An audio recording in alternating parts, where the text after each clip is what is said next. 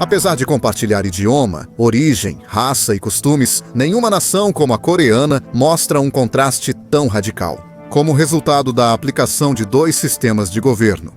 Esta nação asiática, que por séculos esteve unificada, foi dividida em dois estados conhecidos como Coreia do Norte e Coreia do Sul. E não como resultado do acaso, mas sim pela batalha campal entre as potências mundiais por esse território na nascente Guerra Fria, além de uma guerra civil feroz entre suas facções. Dessas tribulações surge quem permanece o presidente eterno da Coreia do Norte, mesmo após 45 anos de governo autoritário e após a morte. Mas também surge um dos estados mais misteriosos, incomuns e exóticos dentro da era globalizada em que vivemos, que hoje continua sendo alvo de intrigas ou de fortes condenações. Catalogado por alguns como o mestre e pai da chamada República Popular Democrática da Coreia, seu nome é Kim Il-sung. E hoje vamos conhecer sua história atípica. Aqui é Reinaldo Carrillo da Nova Enciclopédia. Apoiem-se inscrevendo no canal, curtindo o vídeo e comentando, pois lemos tudo. Ative o sininho e compartilhe com todos nas redes sociais, WhatsApp e outros espaços. Sem mais nada a acrescentar, vamos começar com o vídeo de hoje.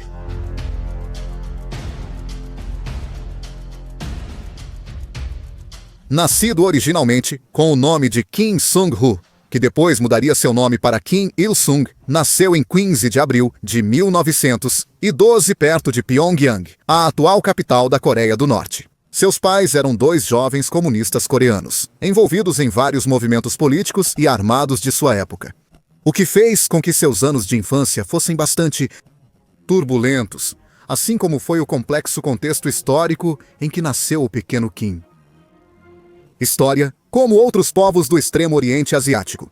Era uma nação milenar que, ao longo de sua história, havia sido governada por várias dinastias, com tendência ao isolamento do resto do mundo. Sendo a última delas a dinastia Joseon, fundada pelo imperador Taejo de Joseon, no ano de 1392. Nesse sentido, a Coreia permanece isolada do resto do mundo. Até que, no final do século XIX, é forçada militarmente pelo Japão a assinar o chamado Tratado de Ganghwa, em 1876, abrindo-se ao comércio com as potências ocidentais por meio do Japão.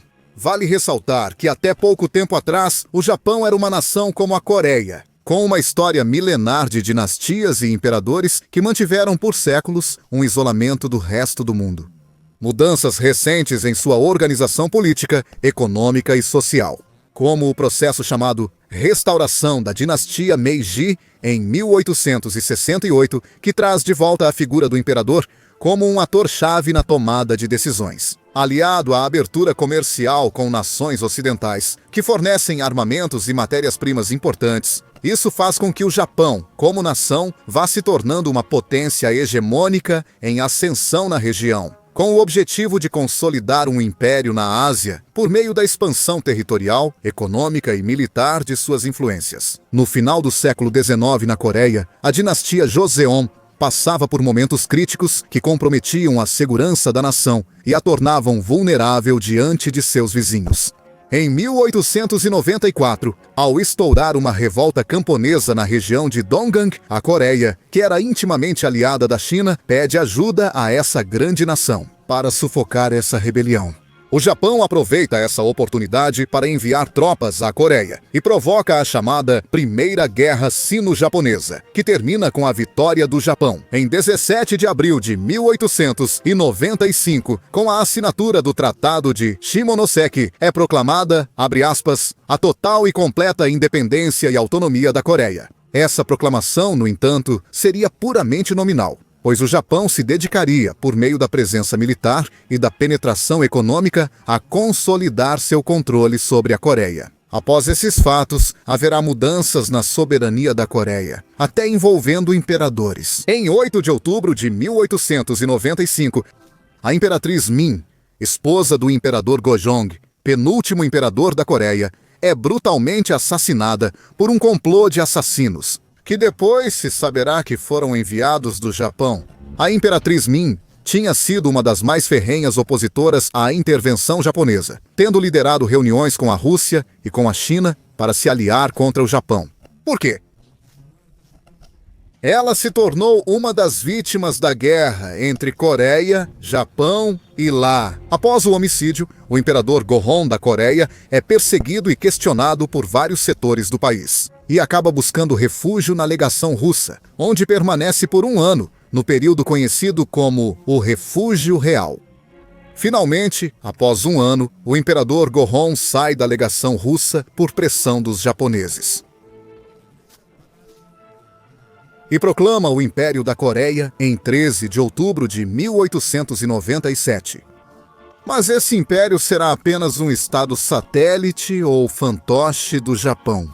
No entanto, ser um estado satélite não pode impedir o inevitável: a anexação total por parte do Japão. Então, em 1904 estoura uma guerra entre a Rússia e o Japão pelo controle da região da Manchúria. Uma guerra em que também estava em disputa o protetorado sobre o Império da Coreia. Os japoneses, apoiados também por grandes potências internacionais, vencem facilmente o conflito contra a Rússia. Em setembro de 1905, eles assinam o Tratado de Portsmouth, no qual se reconhece a primazia econômica e política do Japão nessa região. Finalmente, em 1910, como último passo para consolidar o domínio do Japão sobre a Coreia, o Japão promulga o Tratado de Anexação Japão-Coreia. Nele, a península passa a ser parte integrante formal do Império Japonês, colocando fim a mais de 700 anos de história da Coreia como nação independente. Então, vamos voltar ao jovem Kim Il-sung.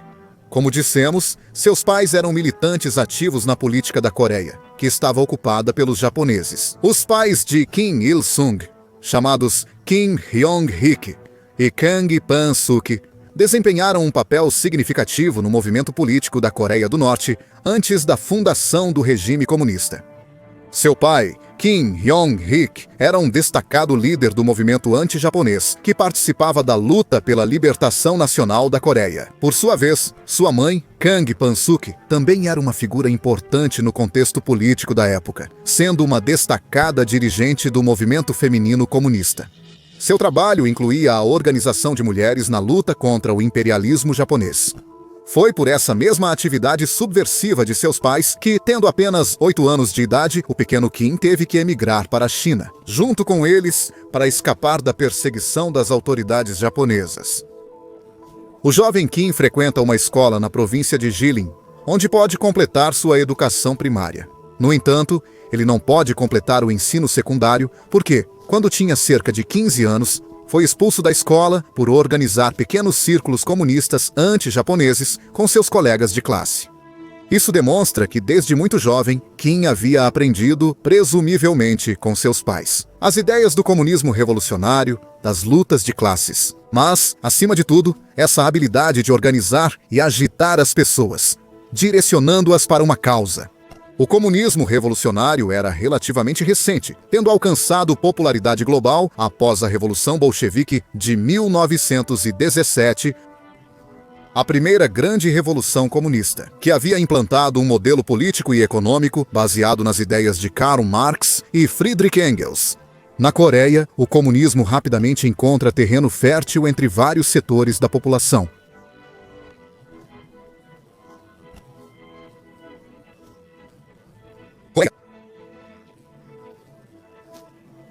O comunismo fértil.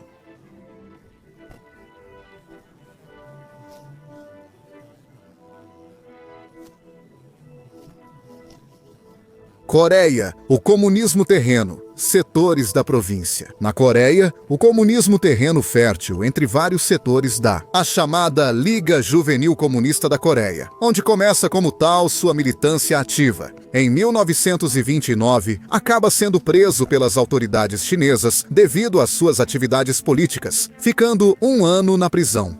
No entanto, em 1931, a paz que os coreanos sentiam na região da Manchúria é interrompida pelos japoneses que agora tentavam conquistar essa região, assim como a região da Mongólia Interior. Essa invasão provoca a expulsão das autoridades chinesas no ano de 1932 do estado da Manchúria, transformando-se agora em um governo aliado ou fantoche do Império Japonês, aparentemente independente, mas que era controlado em seus níveis administrativos pelos japoneses. Essa invasão coincidiu com a recente ascensão ao trono do imperador Hirohito do Japão, que pretendia expandir os domínios japoneses por toda a Ásia, iniciando uma corrida imperial que acabaria por alterar a geopolítica continental e internacional.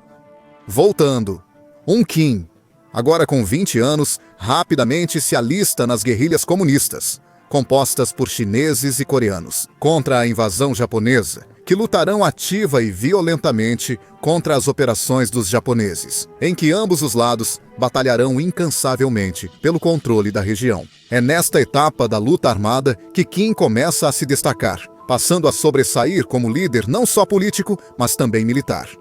Desenvolve rapidamente liderança forte e se integra ao combate guerrilheiro, guiando subordinados na ação e nas tarefas diárias dos acampamentos. Sabe-se que Qin operava nas montanhas de Changbai, que marcavam a fronteira entre a região da Manchúria e a Península Coreana, com um pequeno exército de 200 a 300 homens. Já em 1936, suas destacadas manobras ofensivas. Kim Il-sung havia se tornado uma figura amplamente popular entre as massas e o movimento anti-japonês, o que lhe trouxe grande reconhecimento na Coreia. Mas também lhe trouxe uma ordem de captura por parte das autoridades japonesas, oferecendo uma recompensa de 10.000 ienes por sua captura, vivo ou morto. Perseguição que ele consegue evitar graças à cautela com que realizava suas manobras ofensivas. No entanto, a sorte dos guerrilheiros muda completamente. A China, que abrigava esses focos armados, vinha desde 1927 travando uma guerra civil entre os nacionalistas do Kuomintang e os comunistas de Mao Tse-tung. E nesse sentido, em 1939, os nacionalistas avançam para o norte do país, onde estavam posicionadas as guerrilhas comunistas anti-japonesas, também compostas por coreanos. Isso força esses movimentos a recuar. Juntos sim, apoiando Losovego Kirchner, enviando-os ao Kuomintang.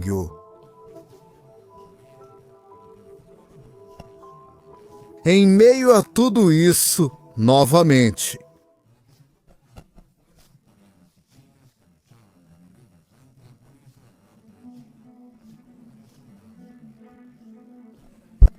soviéticos, e por Stalin como uma peça-chave para seus interesses geopolíticos no Extremo Oriente Asiático.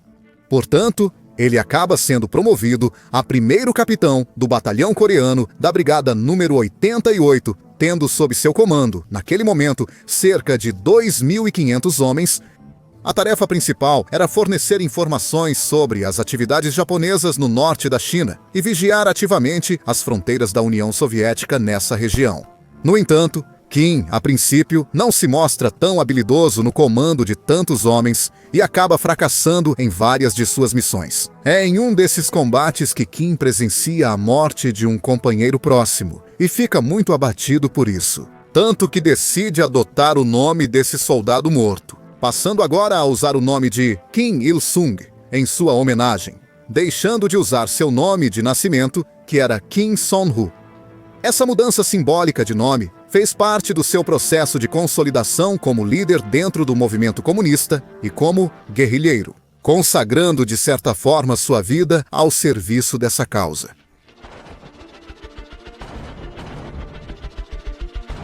Enquanto isso, no cenário mundial, a Segunda Guerra Mundial começou na Europa em 1939. Na Ásia, ela inicia formalmente em setembro de 1941, com o ataque japonês à base aérea americana de Pearl Harbor. Um evento que marca o início das hostilidades formais entre o Japão, parte das potências do eixo, junto com a Alemanha e Itália, contra os Estados Unidos e membros das chamadas potências aliadas. O Japão, por sua corrida expansionista, havia se tornado um problema geopolítico para as potências aliadas, principalmente para os Estados Unidos e a Inglaterra. Em 1941, o Japão dominava toda a costa leste da Ásia, incluindo o norte da Coreia. Nesse sentido, americanos e britânicos travam uma forte batalha no Pacífico Asiático contra o Império Japonês. Durante esses primeiros anos de guerra, nosso protagonista, Kim, se refugia na Sibéria com ordens expressas, sob comando soviético, de permanecer aquartelado. Nesse período, Kim, com 30 anos, conhece sua esposa, Kim Jong-suk, com quem se casa e tem um filho, que nasce em 16 de fevereiro de 1941, que receberia o nome de Kim Jong-il. Em 1942, Kim é levado para lutar na Batalha de Stalingrado, uma das mais violentas da Segunda Guerra Mundial, e representa um marco de ruptura na Alemanha nacional-socialista. Em maio de 1945, Alemanha e China já haviam se rendido aos aliados, encerrando a Segunda Guerra Mundial na Europa. Na Ásia, os japoneses resistem um pouco mais com seu espírito forte, mas eventualmente o Império Japonês assina sua rendição. Assim que a guerra terminou, os Estados Unidos e a União Soviética começaram a competir pelo controle estratégico da região que estava sob domínio do Japão, incluindo o norte da Coreia e iniciando a rivalidade que logo seria chamada de Guerra Fria. Nesse contexto, as tropas americanas intervêm no Japão, onde os fuzileiros navais ficam até 1952. Stalin envia tropas para a Manchúria e depois avança para a Coreia, enquanto Kim está imerso nessas tropas soviéticas. Os Estados Unidos, preocupados com o avanço de Stalin, convocam uma reunião em agosto de 1945, na qual o secretário de Estado, o coronel Dean Rusk, traça uma linha reta, no paralelo 38, dividindo a Península Coreana em duas, ficando suas cidades mais importantes, Pyongyang e Seul, no norte e no sul, respectivamente. Aproveitando o Tratado de Rendição assinado pelo Japão, os Estados Unidos ocupam o sul da Península Coreana até o mencionado paralelo 38, mesmo ponto em que os soviéticos param vindos do norte. Vestido com o uniforme soviético e conhecido como jovem guerrilheiro anti-japonês e nacionalista, Kim Il-sung chega a Pyongyang no fim de setembro de 1945 e é recebido por uma grande multidão de 100 mil pessoas que o ovacionam e o aclamam. A entrada de Kim significa o início do grande papel que ele desempenhará na Coreia do Norte. Kim Il-sung. Ele não só havia conquistado a popularidade de um importante grupo de coreanos que o apoiavam, mas, acima de tudo, dos principais líderes do aparato soviético.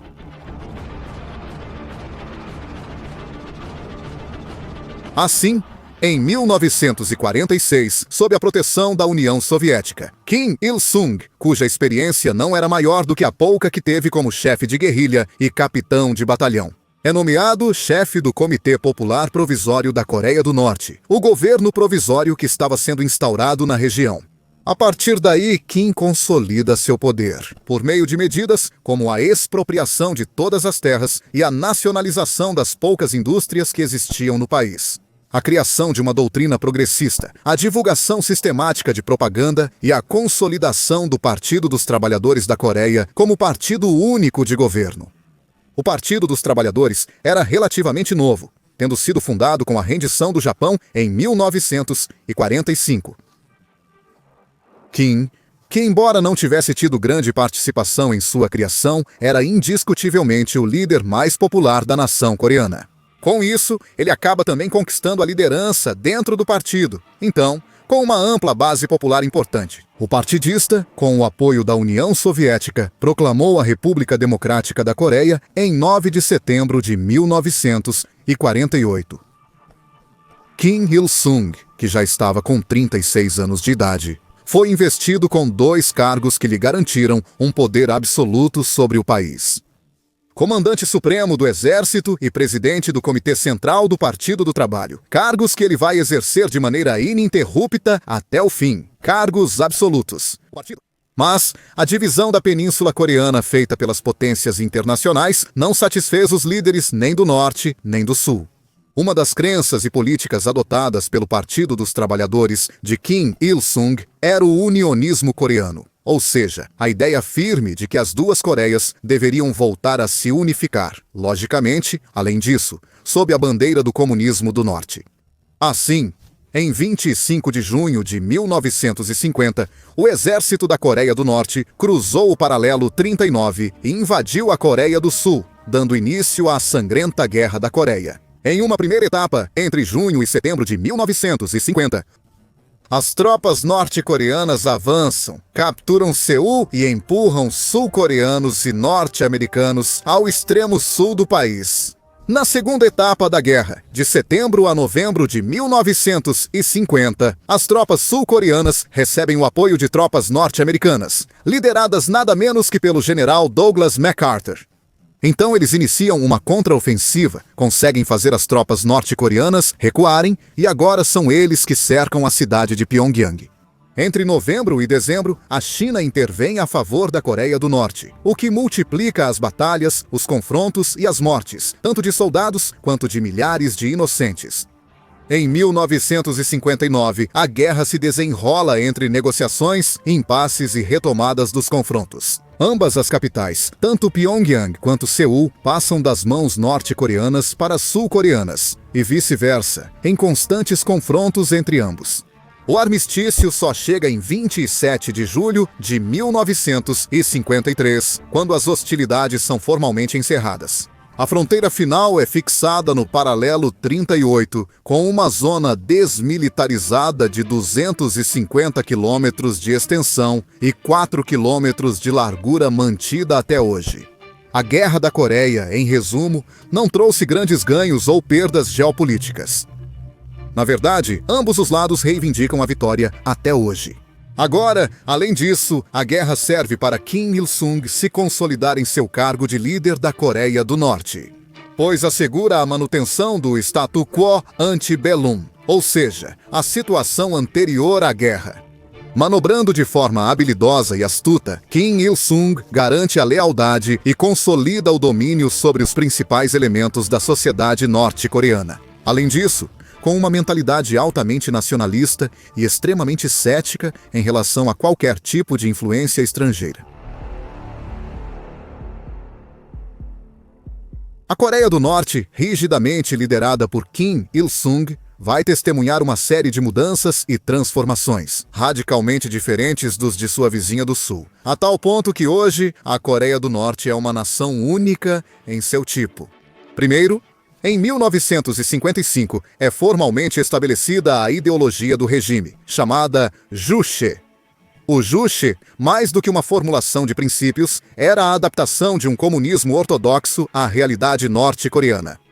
A saber, a independência política, a autossuficiência econômica, a autodefesa militar, a consolidação do homem como único dono de seu destino e a continuidade ideológica, técnica e cultural do processo revolucionário.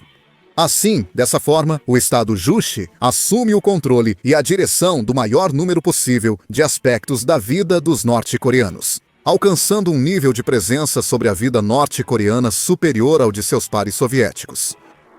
Oficializa-se o culto à personalidade de Kim Il-sung, com estátuas e grandes murais em homenagem ao herói nacional. Além disso, é proibido professar qualquer tipo de religião, é proibido ter qualquer tipo de comunicação com o exterior e sair do país, e a liberdade de expressão é restrita, apenas aquilo aprovado pelo Estado. Kim Jong-il havia sido nomeado como herdeiro da chefia de Estado em 1974 e ratificado para o mesmo cargo em 1980 pelo Comitê Central do Partido dos Trabalhadores da Coreia do Norte. Do ponto de vista econômico, o regime de Kim Il-sung consegue manter uma relativa estabilidade financeira, trabalhista e industrial. Entre as décadas de 1950 e 1970, tendo como únicos, porém bons clientes, a China e a União Soviética. Por meio de um rigoroso controle das finanças públicas, conseguem suprir os serviços fundamentais e básicos da população. No entanto, múltiplos fatores, como o dinamismo econômico de seu vizinho do Sul, a falta de inovação, o desaparecimento do bloco soviético, o isolamento econômico e diplomático e a destinação das poucas receitas, com muito mais prioridade ao desenvolvimento militar e armamentista, acabou levando o país, após 2 décadas de estabilidade, a um colapso econômico que trouxe pobreza, desemprego e uma fome que afetou centenas de milhares de pessoas. Inclusive, segundo alguns, matando 2 milhões por causa dessa fome. Ainda assim, isso coincide justamente com os anos finais de Kim Il-sung. De repente, em 8 de julho de 1994, um dia normal na agenda de Kim Il-sung, ele sofre um ataque cardíaco que termina com sua vida no mesmo dia de sua morte. Assume a liderança do país e herda todos os cargos de seu pai, seu filho, Kim Jong-il, que decreta 10 dias de luto e leva os restos embalsamados de seu pai ao Palácio Memorial de Kumsusan, onde repousam atualmente. Kim Jong-il inicia formalmente, em 1994, a chamada Dinastia Kim Jong-il, e terá que governar um país atrasado técnica e economicamente. Esse jovem, que nasce no auge das atividades guerrilheiras de seu pai, ele seguirá o modelo Juche de Estado e, ao morrer em Donbass em 2011, transferirá o poder ao filho, Kim Jong-un, o atual governante da Coreia do Norte. O passado, o presente e o futuro da Coreia do Norte estão intimamente ligados à obra e ao legado de Kim Il-sung. Sua onipresença, não só no Estado, mas também como figura, o levou a ser proclamado presidente eterno da República. De uma república em que seus cidadãos, vistos como tão enigmáticos e estranhos de fora, vivem sob um modelo sem igual, no passado ou no presente, em que alguns consideram o Estado mais autoritário e fechado do mundo. Muito obrigado a todos, espero que tenham gostado deste vídeo e lembro que vocês nos dão um grande apoio, sempre compartilhando o material, deixando seus comentários, curtindo o vídeo, ativando o sininho e interagindo em geral com o canal. Obrigado a todos, que Deus os abençoe.